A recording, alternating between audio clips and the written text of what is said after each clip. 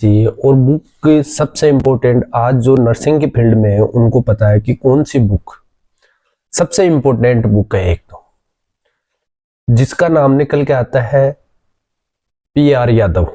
मैं किसी ब्रांड का प्रमोशन नहीं कर रहा हूँ यहाँ पे। मैं आपके नर्सिंग का बेस्ट फ्यूचर बनाना है, आपको अच्छा नॉलेज गेन करना है, चाहे वो प्रैक्टिकल फील्ड में हो, चाहे आप रिटर्न क्वालिफाई करने के लिए, जैसे एग्जाम क्वालिफाई करने के लिए आपको पीआर यादव बुक है जो बहुत ही अच्छी। ये उसके काफी एडिशन आ गया, 6 एडिशन तक अभी पीआर यादव का आ गया, लेकिन उसका 4th और 3rd एडिशन बहुत ही अच्छा है पढ़ने के लिए। उसमें क्या दिया गया है कि सिस्टम वाइज सभी क्वेश्चन दिए गए, मल्टीपल एग्जाम में आए हुए वो क्वेश्चन दिए गए।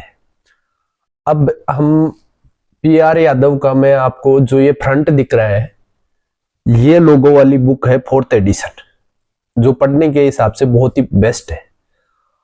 अब क्या करना है, पीआर यादव बुक को कैसे पढ़ना है, आपको फर्स्ट टाइम में नॉर्मल रीडिंग करना है। रीड करके आपको क्वेश्चन को गोल मार्क लगाना है, जैसे ये मैं लगा रखे हैं।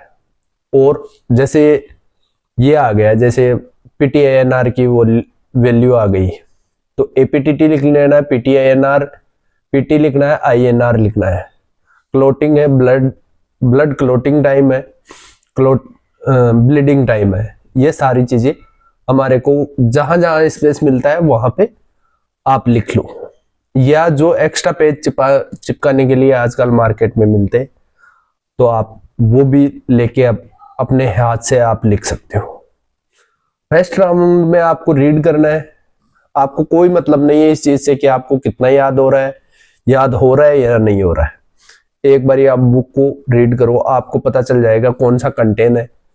और इस बुक में सबसे बेस्ट क्वालिटी ये है कि एक क्वेश्चन 3 टाइप से आया हुआ है, तो उसमें आपको तीनों टाइप में ऑप्शन के साथ में रेशनल, कुछ रेशनल मिलेगा। सफिशिएंट रेशनल नहीं है मेरे हिसाब से इसमें। दूसरी चीज, जो बच्चे रीड करते हैं किताब को, वो क्या करते हैं, एक क्वेश्चन में आता है नोट का मतलब 3 सही है 1 गलत है, तो वो गलत वाले को रीड करके छोड़ देते हैं। आप वो 3 सही है उन तीनों चीजों को पढ़ो, वो आपके लिए बहुत ही बेहतर होगा। एक एक्सेप्ट आता है, तो एक्सेप्ट में 3 सही होते हैं और 1 गलत होता है। वो 1 गलत होता है, उस क्वेश्चन में हम पढ़ के छोड़ देते हैं गलत वाले को। फिर क्या है, वो 3 सही, जैसे किसी डिजीज के साइन सिम्टम दे रखे, तो उनमें 3 साइन सिम्टम तो सही है, चौथा गलत है। अब एक्सेप्ट के क्वेश्चन में यही होता है मोस्ट ऑफली, तो उसमें हम वो चीज पढ़ के छोड़ देते हैं कि ये गलत वाली चीज को, और जो सही चीजें वो नहीं। सही चीजें हम पढ़ेंगे तो उस डिजीज के बारे में या उस मेडिसिन के बारे में हमारे को ये पता चल जाएगा कि ये मेडिसिन का ये यूज होता है यहां से।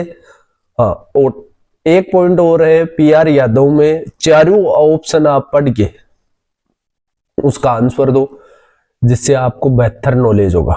बेहतर नॉलेज का मतलब ये होगा कि आप क्वेश्चन ऑप्शन में से, जैसे कई बार होता है कि एग्जैक्ट नहीं है, उसका सिमिलर कोई आपको ऑप्शन में टर्म दे दी, तो आप उस चीज को पढ़ के ही रीड आउट कर सकते हो।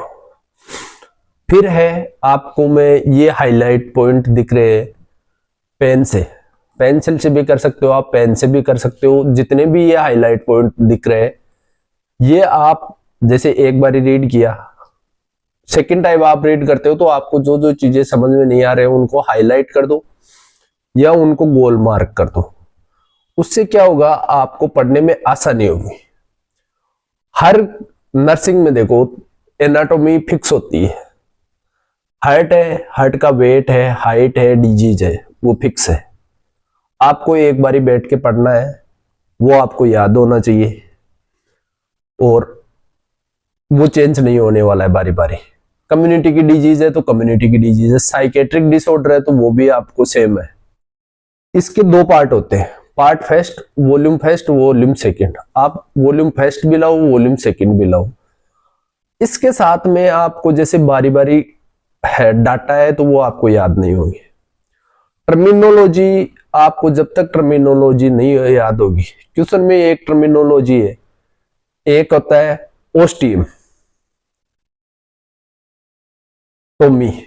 टोमी का मतलब होता है ओपनिंग करना, तो ये टोमी, एक्टोमी। एक्टोमी का मतलब होता है रिमूव करना। टोमी और एक्टोमी में दोनों में इतना ही डिफरेंस है। जब हम रीड करने बैठते हैं, एग्जाम में होता है, तो हमारे को ये दोनों वर्ड सिमिलर दिखते हैं।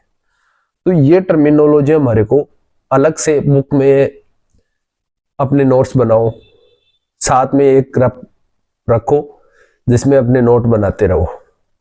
जैसे कई बार हमारे को क्या होता है, याद नहीं होती वो चीजें, या तो बुक के जो पेज है, इन पेजों में आप क्या कर सकते हो, मैं आपको दिखाता हूं कि इसमें आप पेपर लगा सकते हो अपने।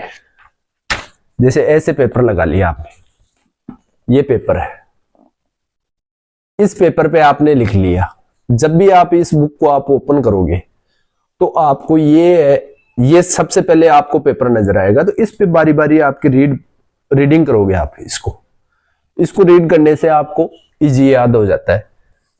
कई बच्चे बोलते हैं सर हम तो दीवार पे चिपकाते हैं, वो दीवार पे चिपकाना है, वो आपको दीवार भी खराब होती है। दूसरी चीज आपके साथ में रहेगी। बुक पे आप ऐसे चिपका लोगे, ये चिपका दिया तो ये देखो, ये बुक पे चिपकाया हुआ है, लेकिन आपका शेप है, यहां से आप रीड भी कर सकते हो। ये अंदर ऐसे करके पेज अंदर का अंदर रह जाता है, तो ऐसे आप रीड कर सकते हो। और आप हर पॉइंट को देखो, मैंने यहाँ पे हाईलाइट कर रखा है ये पॉइंट। तो ऐसे आप जितनी बार पढ़ते हो, जो नहीं समझ में आता है या आपका ऑप्शन सही नहीं हो रहा है सेकेंड टाइम थर्ड टाइम, तो उसमें आप इसको हाईलाइटेड ऐसे राउंड करके आप इसको छोड़ दो। क्लियर नहीं हो रही तो उनको आप इस तरीके से भी हाईलाइट कर सकते हो।